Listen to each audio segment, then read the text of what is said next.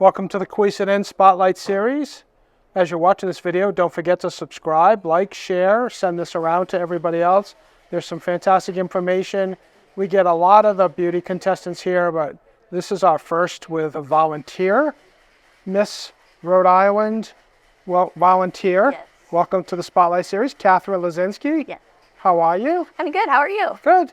Tell us a little bit about yourself. I am a 20-year-old junior at the University of Rhode Island. I study marine affairs, which is kind of like marine law. I might go to law school. I don't know yet. But I'm originally from Massachusetts. I'm from Salem, so I've grown up around the Witch City and all that. Nice. I want to get up there at some point. I really been, It's busy. Yeah, well, maybe in a couple months when it slows down. Oh, yeah. So give us a little background of what drew you into volunteering.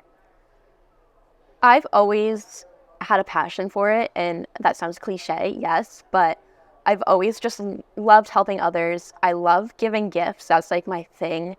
I will go to the store with the sole purpose of getting my friends gifts because that's just my favorite thing to do. So volunteering is a good way to just kind of give back to the community, give to the less fortunate, and it's really fun. And we're Dina and I are very happy to be your friend now. So. Yeah, of course, of course. So tell us a little bit about how this happened. A beautiful crowd, a sash, Miss Rhode Island Volunteer. How did this happen? So taking it back, I started in the Miss America organization in 2019. Okay. Again, I'm from Massachusetts, so I was running for local Massachusetts titles. And then I knew I wanted to come to Rhode Island for school. And when I got here, I was like, okay, time to start doing Rhode Island pageants. I danced around in a couple different pageants. I was dipping my fingers in, seeing what I liked, and the volunteer really stuck out. I actually had the privilege of placing first runner-up at Miss Rhode Island Volunteer last year, so I got to go to the National Sweetheart Pageant this past August, which is a pageant for all first runner-ups to go to from the volunteer organization, and we go to Hoopeston, Illinois for the National Sweetheart Pageant, so I got to be with all the other first runner-ups, and after that, I was just kind of like, yeah, I'm going back to volunteer this year. And you learn a little bit each time you go to something, even if yeah. it's a different organization? Yeah, I feel like you learn something new in every organization and you'll pick up things you didn't know before. And tell us a little bit about how you're going to balance a junior at University of Rhode Island, pageants. I'm sure you're doing things in addition to volunteering, extracurricular. Oh, yeah. How do you balance all that?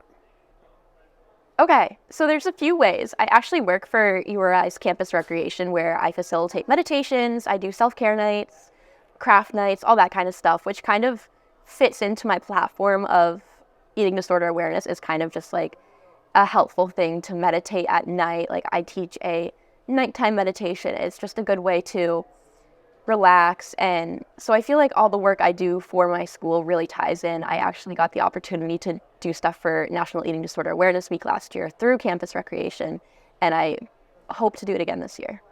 And how big of a concern is eating disorders in the country, do you feel?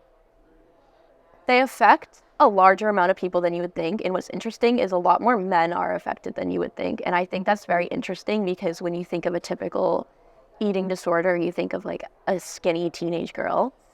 What you don't think of is like everyone else in the country who's affected, who might be struggling behind closed doors. And how can you bring your pageantry and your volunteerism to light that knowledge?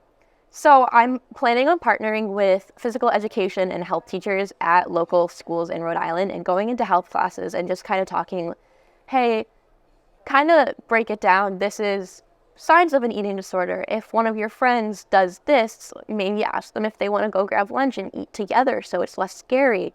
All that kind of stuff. Okay. And tell us a little bit about like what your next steps are. Are you still going to stay in pageants? Do you think this is a thing you want to continue? I don't know what comes next. I'm definitely staying in Rhode Island. I know that much. Thank you. We like that. I want to be a harbor master when I'm older, and that's really what I want to do. And so I don't know what the future looks like. I hope I can continue pageants behind the scenes after this and kind of work with the new pageant queens, maybe create a scholarship fund. I don't know. I want to do a lot, and hopefully I can get it done. Well, if you want to be a harbor master, after you graduate, Yes.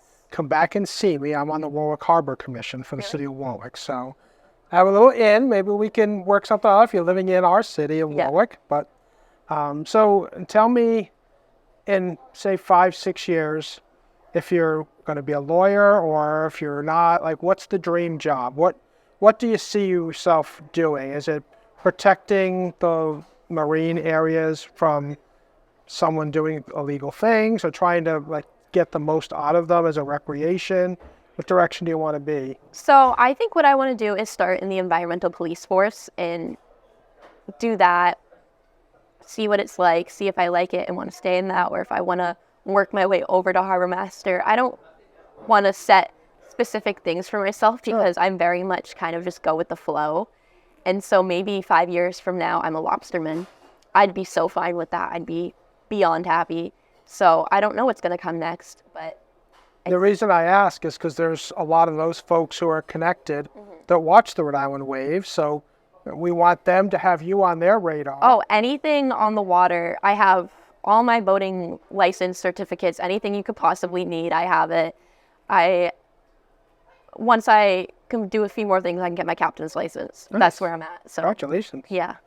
So you're out there talking to lots of cities and towns. You're going to be visiting the schools. You're going to bump into some people who aren't from Rhode Island. So sell Rhode Island to them. That's pretty easy because I had to be sold on Rhode Island. Clam cakes. Have you ever tried a clam cake? If not, come to Rhode Island, try one, and you will never want to leave.